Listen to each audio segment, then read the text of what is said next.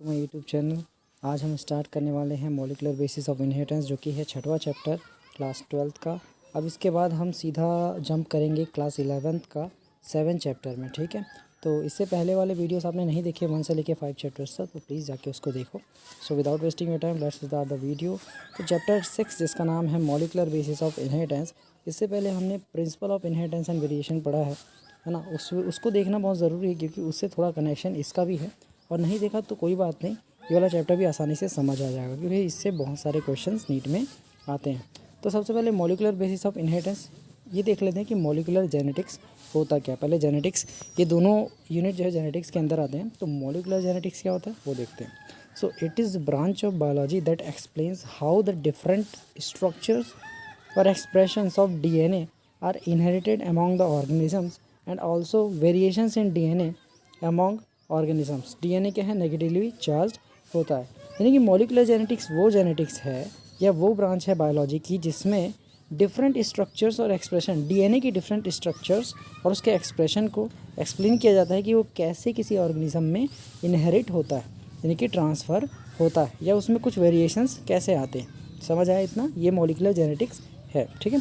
अब डीएनए देख लेते हैं। डीएनए क्या होता है, नेगेटिवली चार्ज होता है। ये सबसे इंपॉर्टेंट चीज़ है, डीएनए टोटली नेगेटिवली चार्ज होता है। तो इसके कुछ पॉइंट्स हैं कि ये होता क्या।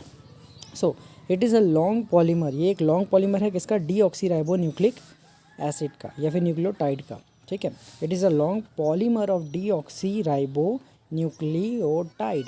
न्यूक्लियोटाइड और न्यूक्लियोसाइड क्या होता है वो बताऊँगा। दैट इज़ पॉली न्यूक्लियोटाइड्स, इसे पॉली न्यूक्लियोटाइड देखो, पॉलीमर ऑफ डीऑक्सी राइबोन्यूक्लियोटाइड, यानी कि पॉली न्यूक्लियोटाइड कौन है, डीएनए है, जो कि नेगेटिवली चार्ज पार्टिकल। अब पॉली न्यूक्लियोटाइड क्या होता है, बेस शुगर प्लस फॉस्फेट। देखो साइड होता ना तो बेस प्लस शुगर बस होता, फॉस्फेट जुड़ गया तो टाइड बोल दिए, ठीक है। तो पहले ये देख लो कि होता क्या है। पॉली न्यूक्लियोटाइड्स होता है base plus sugar plus phosphate का एक चेन बना होता है, जिसमें 5 डैश और 3 डैश एंड होता है। 5 डैश एंड फॉस्फेट एंड होता है और 3 डैश एंड हाइड्रोक्सिल एंड। देखो 5 डैश एंड यानी कि फॉस्फेट, इसमें फॉस्फोरस वाला ग्रुप अटैच होगा फॉस्फेट वाला, और 3 डैश एंड क्या होगा, इसमें हाइड्रोक्सिल ग्रुप अटैच होगा, ठीक है। ये क्या है, पॉली न्यूक्लियोटाइड है। तो बेस शुगर प्लस फॉस्फेट ये तीनों मिलकर क्या बना है, पॉली न्यूक्लियोटाइड। साइड बनाएगा कौन कौन सा, poly nucleosides, base plus sugar, ठीक है। और आगे बताऊंगा, आपको समझ आ जाएगा। तो सेकंड पॉइंट देख लेते हैं, ठीक है। बहुत लंबा चैप्टर है तो धीरे धीरे एक्सप्लेन करेंगे, एक बार में सब कुछ समझ नहीं आता किसी को भी, ठीक है। तो सेकंड पॉइंट देखते हैं क्या है। सेकंड पॉइंट क्या बोलता है, फ्रेडरिक मिक्सचर, ठीक है, first identified DNA as acid. DNA एक एसिड की तरह किसने डिस्कवर किया, फ्रेडरिक मिक्सचर ने फर्स्ट टाइम कब, 1869 पे। किसके अंदर डिस्कवर किया, न्यूक्लियस के अंदर, ठीक है। और उसने इस डीएनए को क्या नाम दिया, न्यूक्लिन नाम दिया। देखो फ्रेडरिक मिक्सचर ने न्यूक्लियस के अंदर डीएनए को देखा, और न्यूक्लियस के अंदर होने के कारण उसे डीएनए तो नाम नहीं दे सकते थे, क्योंकि ये नामकरण तो अभी अभी हुआ। तो डीएनए को उन्होंने कहा न्यूक्लियन, क्योंकि वो न्यूक्लियस के अंदर पाया जाता था। समझ रहे हो, ठीक है। ये तीसरा पॉइंट है, तीसरा पॉइंट ही लिखना है इसको, ठीक है। 2 nucleotides are linked through 3 dash 5 dash phosphodiester linkage to form die nucleotide. देखो ये एक चेन, ये एक चेन, किसकी, पॉली न्यूक्लियोटाइड की एक चेन हो गई, दूसरी चेन हो गई। दोनों को जोड़ने के लिए एक लिंकेज होता है, एक ब्रिज होता है, जिसे बोलते हैं phosphodiester linkage. Phosphodiester linkage to form die nucleotide, यानी कि देखो ये एक न्यूक्लियोटाइड और ये दूसरा न्यूक्लियोटाइड, दोनों को जोड़ दिया तो ये हो गया डाई न्यूक्लियोटाइड, ठीक है। इसे बनाने के लिए फॉस्फोडाइस्टर लिंकेज होता है, जो कि 3 dash to 5 dash, 5 dash to 3 dash होता है, ठीक है। ये दोनों आपस में लिंक होते हैं थ्रू बेस शुगर्स, या फिर बोल सकते हो आप इसी लिंकेज से यार। और लिंकेज का नाम पूछ देना direct, 2 nucleotides are link through 3 dash to 5 dash phosphodiester linkage. तो लिंकेज का नाम पूछेगा तो आपको लिखना होगा ईस्टर लिंकेज या फिर फॉस्फोडाई ईस्टर लिंकेज, इतना ही बताना है, ठीक है। और उन दोनों के देखो, जब मैं डीएनए का स्ट्रक्चर बताऊँगा ना आपको इस टाइप से, तो इसमें आपको बताऊँगा कि यहाँ पर बहुत सारे जो नाइट्रोजन बेसेस होते हैं ना, एक दूसरे को कनेक्ट करते हैं, ठीक है, एक दूसरे के साथ पेयर करते हैं, जिससे कि एक डाई क्या बोलते हैं उसको, क्या बोलते हैं, हेलिक्स, यानी कि डबल हेलिक्स स्ट्रक्चर डीएनए का बनता कैसे है ये मैं एक्सप्लेन करूँगा आपको। तो सबसे पहले यहाँ पे आपको समझना होगा कि न्यूक्लियोटाइड, न्यूक्लियोसाइड ये सब क्या होता है। तो सबसे पहली चीज़ मैंने बताया था, पॉली न्यूक्लियोटाइड कौन होता है, डीएनए होता है, ठीक है। तो न्यूक्लियोटाइड का मतलब क्या होता है, फॉस्फेट ग्रुप उसमें अटैच है। तो सबसे पहले न्यूक्लियोसाइड देख लो, नाइट्रोजन बेस प्लस शुगर, इन दोनों से कौन बनता है, न्यूक्लियोसाइड बनता है। अब नाइट्रोजन बेस कितने प्रकार के होते हैं, 5 प्रकार के होते हैं। इसमें क्या होता है, सबसे पहले तो नाइट्रोजन बेस में 2 चीज़ें आती हैं, एक प्यूरिन आती है, एक पायरीमाइडिन आता है। ठीक है, प्यूरिन आता है और एक पायरीमाइडिन आता है। क्या बताया मैंने, प्यूरिन और पायरीमाइडिन। देखो प्यूरिन को आप समझ सकते हो कि दूल्हा दूल्हा प्लस एक पायरीमाइडिन जो है वो दुल्हन है। ठीक है, तो दूल्हा हमेशा दुल्हन के साथ पेयर करेगा, वैसे ही प्यूरिन हमेशा पायरीमाइडिन के साथ पेयर करेगा। इस टाइप से आप समझ सकते हो। ठीक है, तो प्यूरिन हमेशा पायरीमाइडिन के साथ पेयर करता है। और प्यूरिन में यानी दूल्हा कौन कौन सा है, एडेनिन और गुआनिन, ये दोनों किसके साथ पेयर करेंगे, दुल्हन इनकी कौन कौन है, साइटोसिन, थायमिन और यूरेसिल। ठीक है, कौन कौन सा है, साइटोसिन, यूरेसिल एंड थायमिन। ठीक है, तो बताऊंगा, देखो ध्यान से कि यूरेसिल जो है वो प्रेजेंट होता है RNA में, और थायमिन जो है प्रेजेंट होता है DNA में। ये दोनों एक दूसरे को रिप्लेस करते रहते हैं। ठीक है, T आ गया मतलब वो DNA बनेगा, U आ गया वो RNA बनेगा। ठीक है, अब बताता हूँ उसका बेस पेयर कैसे होता है। ठीक है, यहाँ पे आपको स्ट्रक्चर दिख रहा होगा बेस पेयरिंग का कि किस टाइप से ये बेस पेयर होता है। यानी कि दूल्हा जो है दुल्हन से बेस पेयर करेगा, एडेनिन थायमिन से बेस पेयर कर रहा है। ठीक है, पेयरिंग कर रहा है 2 हाइड्रोजन बॉन्ड के साथ, गुआनिन साइटोसिन के साथ, साइटोसिन गुआनिन के साथ। ठीक है, एडेनिन थायमिन के साथ और थायमिन एडेनिन के साथ। समझ आया, यानी कि प्यूरिन दूल्हा। ठीक है, दूल्हा ऑलवेज पेयर विद द दुल्हन्स, ये है ना, ये सब क्या है, दुल्हन, ये भी दुल्हन है। समझ आया। ठीक है, अब यहाँ पे आपको देखना है और समझना है कि सबसे पहले मैं डेफिनेशन दिखा देता हूँ। न्यूक्लियोटाइड किससे बनता है, बेस, शुगर प्लस फॉस्फेट से। ठीक है, अब आपको सीधा बता देता हूँ कि क्वेश्चन कहाँ से आता है नीट में। ठीक, तो सबसे पहले नाइट्रोजन बेसिस मैंने समझाया कि एडेनिन, गुआनिन, प्यूरिन होता है, दूल्हा होता है, साइटोसिन, थायमिन और यूरेसिल क्या होता है, पायरीमाइडिन होता है। और प्यूरिन हमेशा पायरीमाइडिन के साथ बेस पेयर करता है, तो पेयरिंग करता है। तो न्यूक्लियोसाइड और न्यूक्लियोटाइड, देखो सपोज करो बेस प्लस शुगर, यानी कि है ना, एडेनिन बेस है प्लस पेंटोस शुगर यहाँ पे ऐड किया, तो दोनों मिलके क्या बना दिया, एडेनोसिन, जो कि है न्यूक्लियोसाइड। ठीक है, एडेनोसिन बनाया जो कि न्यूक्लियोसाइड। अब adenine plus pentose sugar plus phosphate group is equal to adenylic acid, nucleotide. यानी कि base sugar plus phosphate, base plus sugar plus phosphate, तीनों मिला के न्यूक्लियोटाइड बनाता है। ठीक, और सिर्फ nitrogen base plus pentose sugar क्या बनाता है, न्यूक्लियोसाइड बनाता है। दैट्स इट, इतना क्लियर है आपको। तो अब देख लो कि एडेनिन है ना, नाइट्रोजन बेस, जब पेंटोस शुगर के साथ मिलता है तो बनाता है न्यूक्लियोसाइड जिसका नाम है एडेनोसिन। ठीक, और जब वो मतलब कि फॉस्फेट ग्रुप के साथ जुड़ता है तो एडेनाइलिक एसिड बनाता है। सभी न्यूक्लियोसाइड का एक पहचान होता है कि उसमें सिन लगता है, एडेनोसिन, गुआनोसिन, साइटाइडिन, थायमाइडिन, यूराइडिन, INE ये लगता ही है ना। और न्यूक्लियोटाइड्स में एसिड लगता है, आइलिक एसिड। ठीक है, adenylic acid, guanylic acid, cytidylic acid, thymidylic acid, uridylic acid. तो नीट में सीधा क्वेश्चन पूछता है which of the following is nucleoside. Nucleoside का नाम दे देगा इतना सारा, 3 ठो जो है नाइट्रोजन बेस या 1 2 इसमें से उठा लेगा और 1 ठो बस रहेगा ये। ठीक है, तो आपको ऑड वन आउट पहचानना है, बहुत कन्फ्यूज़न होता है, बता रहा हूँ इस चीज़ को। सेकंड है ग्वानिन, जब पेंटोस शुगर के साथ मिलेगा तो बनाएगा ग्वानोसिन न्यूक्लियोसाइड, और फॉस्फेट के साथ मिलने के साथ है ना, मतलब कि guanine plus pentose sugar plus phosphate is equal to guanylic acid, यानी कि न्यूक्लियोटाइड। ठीक, साइटोसिन जब पेंटोस शुगर के साथ मिलेगा तो साइटाइडिन न्यूक्लियोसाइड बनाएगा, पेंटोस शुगर के साथ और मिल जाएगा उसमें, तीनों मिलके क्या बनाएंगे, साइटाइडाइलिक एसिड। थायमीन पायरीमाइडिन है। ठीक है, थायमीन जब पेंटोस शुगर के साथ मिलेगा तो क्या बनाएगा, थायमाइडिन न्यूक्लियोसाइड, और फिर फॉस्फेट भी जुड़ जाएगा तो बनाएगा थायमाइडाइलिक एसिड। यूरासिल ये भी पायरीमाइडिन है, ये यूराइडिन बनाएगा पेंटोस शुगर के साथ मिलकर। ठीक है, पेंटोस और फॉस्फेट के साथ मिलके, तीनों मिलके क्या बनाएंगे, यूराडाइलिक एसिड। दैट्स इट, ये चीज़ें हैं। क्वेश्चन पूछता है नाइट्रोजन बेस कौन सा है, न्यूक्लियोसाइड कौन सा, न्यूक्लियोटाइड कौन सा है, दिखाऊंगा कुछ क्वेश्चन आपको। ठीक है जी, इतना क्लियर है। अब तीसरा पॉइंट देखते हैं, वॉटसन एंड क्रिक।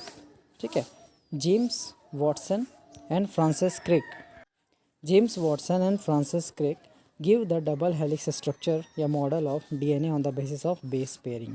ठीक है, बेस पेयरिंग के अकॉर्डिंग या बेसिस पे वॉटसन एंड क्रिक ने डबल हेलिक्स स्ट्रक्चर दिया।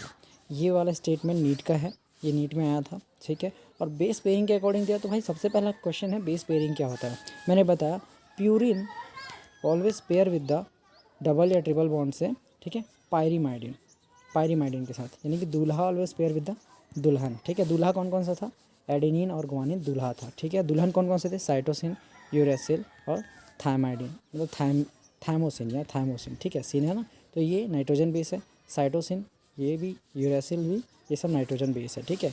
सिन लगा है तो ये क्या है, ध्यान से देखो यहाँ पे, adenine, guanine, cytosine, uracil, thymine, ठीक है, ये सब है। और सिन लग जाएगा ना, एडेनोसिन, ग्वानोसिन, साइटाइडिन, थायमाइडिन, यूराइडिन, तो ऐसा ये सब न्यूक्लियोसाइड होगा, ठीक है। तो नाइट्रोजन बेस और न्यूक्लियोसाइड्स में और टाइड में, तीनों में आपको डिफरेंस पता होना चाहिए। अब ध्यान से देखो, एडेनिन हमेशा थायमिन के साथ डबल बॉन्ड बनाएगा डीएनए में, ठीक है, डीएनए में। और यहीं पे आरएनए में, आरएनए हो गया तो यहाँ पे टी की जगह यू आ जाएगा, ठीक। वहीं पे अगर थायमिन आ गया तो थायमिन पहले आ गया तो थायमिन एडेनिन के साथ बनाएगा, यूरेसिल डबल बॉन्ड बना के किसके साथ, एडेनिन के साथ बनाएगा आरएनए में, ठीक है। और यहाँ पे ग्वानिन हमेशा ट्रिपल बॉन्ड बनाता है किसके साथ, साइटोसिन के साथ, और साइटोसिन ट्रिपल बॉन्ड बनाता है ग्वानोसिन के साथ। अब मैं बोल रहे होगे कि भाई ये ऐसे लिख या ऐसे लिख, दोनों मतलब तो सेम ही है ना, नहीं भाई, अरेंजमेंट अलग अलग होता है ना, एक कर दो तो इसमें एडेनिन, थायमिन, ग्वानिन ऐसा आ गया, तो यहाँ पे पेयर कौन सा आएगा, ए का टी, टी का ए, जी का सी, समझ रहे हो, इस टाइप से पेयर बनेगा, ठीक है। यहाँ पे ट्रिपल बॉन्ड, ऐसा ही होता है डबल हेलिक्स स्ट्रक्चर। अब बेस पेयरिंग आपने समझ ली, क्या समझ ली, बेस पेयरिंग। अब थोड़ा फीचर्स देख लो किसका, डबल हेलिक्स स्ट्रक्चर का, देन आपको डबल हेलिक्स स्ट्रक्चर बता दूंगा कि कैसा बनता है। Some features of double helix structure of DNA. तो पहला फीचर क्या है, it is made of 2 polynucleotide chains, tied chains, समझ रहे हो, ने फॉस्फेट ग्रुप अटैच होगा। It is made up of 2 polynucleotide chains where backbone constituted base sugar phosphate, ठीक है।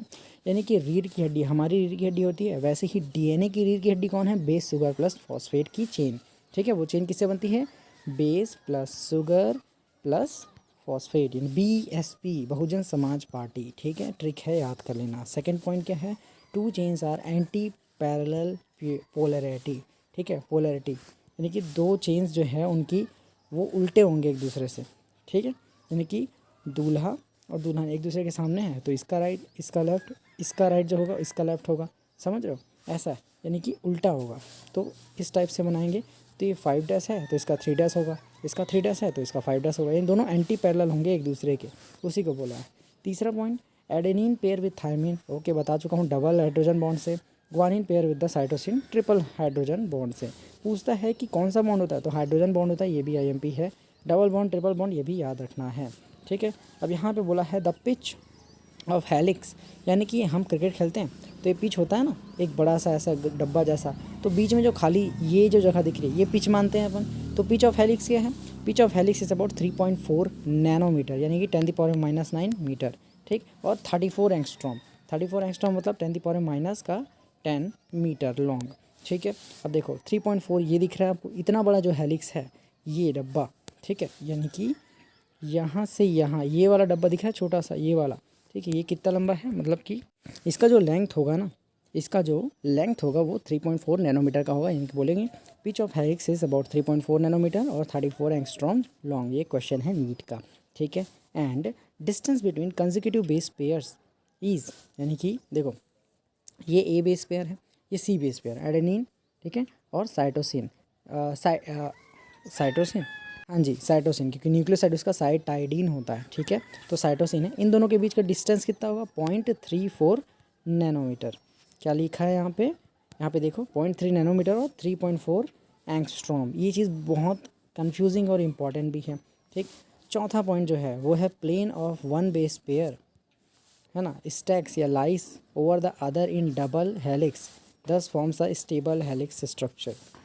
यानी कि एक बेस पेयर के ऊपर दूसरा बेस पेयर जो है ऐसे पड़ा होता है, इसी हिसाब से डबल हेलिक्स स्ट्रक्चर बनाते हैं। The plane of one base pair stacks over the other in double helix structure this forms a stable helical structure. Helix क्या होता है, इस टाइप से स्ट्रक्चर को ही हेलिक्स कहते हैं। छठा point, the length of DNA in human is about 2.2 metres. ये इंपॉर्टेंट है, ये नीट 2021 का क्वेश्चन है भाई, ठीक है। तो 2.2 मीटर्स का हमारा डीएनए होता है, उसका लेंथ होता है, ये बताया गया था, ठीक है। अब कैलकुलेशन कैसे सोच के देखो कि डीएनए की लेंथ को कोई कैसे कैलकुलेट कर सकता है, तो उसका कैलकुलेशन का एक छोटा सा फॉर्मूला है, तो आपको नोट करना पड़ेगा इसे। Length of DNA is equal to number of base pairs, number of base pairs into what, distance between the base pairs, जो कि है 0.34 नैनोमीटर, या फिर बोल सकते हो 3.4 angstrom ten the power -10 metre, ये होता है। सिंपल सी चीज़ है, यानी कि length of DNA is equal to base pair into 0.34 into 10⁻⁹ metre, that's it. इतना ही याद रखना है। आप सोचो ध्यान से कि अगर आपको कभी नंबर ऑफ बेस पेयर पूछ दिया, लेंथ ऑफ डीएनए दिया है, डिस्टेंस बिटवीन तो पता ही है आपको, इसको नीचे ले जाओ, इन दोनों को डिवाइड करो एक दूसरे से और नंबर ऑफ बेस पेयर आ जाएगा। अगर आपको कभी लेंथ ऑफ डीएनए देखना है तो इन दोनों को इंटू कर दो, आपका आंसर आ जाएगा। और अगर आपको कभी डिस्टेंस पूछ दिया कि कितना है उनके बीच, तो लेंथ ऑफ डीएनए दिया होगा और नंबर ऑफ बेस पेयर दिया होगा, आप दोनों को डिवाइड कर देना एक दूसरे से, आपका आंसर आ जाएगा। ठीक है, बट यहाँ पे कुछ नोट मैंने लिख के रखा है, क्वेश्चन भी सॉल्व किया है, तो आपको समझ आ जाएगा। तो नोट क्या है, number of base pair in human cell is 6.6 10⁻⁹ base pairs, यानी कि ह्यूमन डिप्लॉयड सेल में 6.6 10⁻⁹ बेस पेयर्स होते हैं। अब कितना होता है वो काउंट कर लेना ज़ीरो के हिसाब से, ठीक है। अब लेंथ ऑफ डीएनए देख लेते हैं कि है क्या, कैसे काम करता है, कैसे हम कैलकुलेट करते हैं। तो length of DNA is equal to base pair into 0.34 10⁻⁹ बोला था मैंने, ऐसे ही करना है करके, तो यहाँ पे भी मैंने किया। देखो 6.6 10⁻⁹ इंटू 0.34 10⁻⁹, ये 9 से 9 गया, ठीक है, माइनस प्लस गया, ठीक है। इसको इंटू करोगे तो 2.2 मीटर डीएनए का लेंथ आता है ह्यूमन में, ठीक है। लेकिन ई कॉली में क्या होता है, ई कॉली तो एक बैक्टीरिया है, तो इसमें लेंथ ऑफ डीएनए इस 1.36 मिलीमीटर होता है। हमें कितना होता है, 2.2 मीटर्स होता है।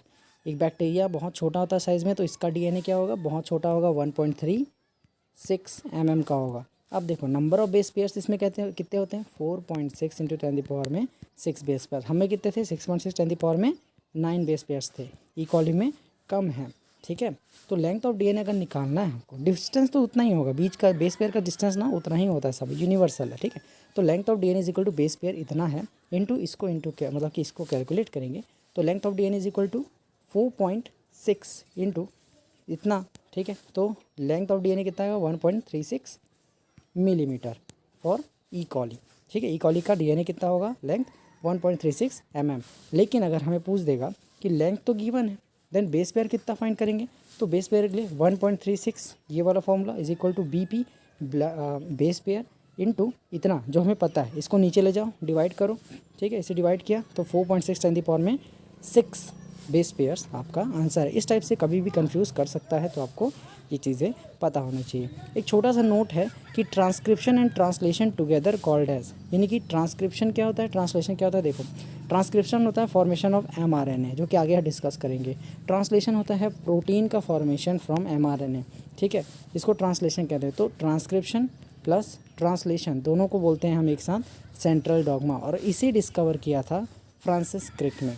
देखो central dogma given by Francis Crick. अब यहाँ पे समझो, डीएनए से दूसरा डीएनए बनता है उसका प्रोजेनी, तो उसे हम रेप्लिकेशन कहते हैं। क्या बोलते हैं, रेप्लिकेशन। अब डीएनए से आरएनए बने तो उसे हम बोलते हैं ट्रांसक्रिप्शन। क्या बोलते हैं, ट्रांसक्रिप्शन। अब आरएनए से प्रोटीन बने तो उसे बोलते हैं ट्रांसलेशन। क्या बोलते हैं, ट्रांसलेशन। अब ट्रांसक्रिप्शन प्लस ट्रांसलेशन दोनों को एक साथ बोलते हैं सेंट्रल डॉगमा, जिसको फ्रांसिस क्रिक ने एक्सप्लेन किया है इस पूरे प्रोसेस को, ठीक है। तो नीट में आएगा तो झंडे गाड़ के आना और इसको सॉल्व ज़रूर करके आना, ठीक है। अब आगे हम पढ़ने वाले हैं पैकेजिंग ऑफ डीएनए हेलिक्स। तो वीडियो लंबा हो गया, तो नेक्स्ट पार्ट में इसको करते हैं, ठीक है। तो पैकेजिंग ऑफ डीएनए हेलिक्स पढ़ेंगे, न्यूक्लियोसोम मॉडल पढ़ेंगे, उसके बाद थोड़ा आगे बढ़ेंगे इस चैप्टर में। कोई डाउट होगा तो कमेंट कर देना, अच्छा लगा तो लाइक करें, और नीट के ज़रूरतमंद बच्चों को इसे शेयर करना, ठीक है। मिलते हैं अनदर वीडियो में, तब तक के लिए जय हिंद, जय भारत।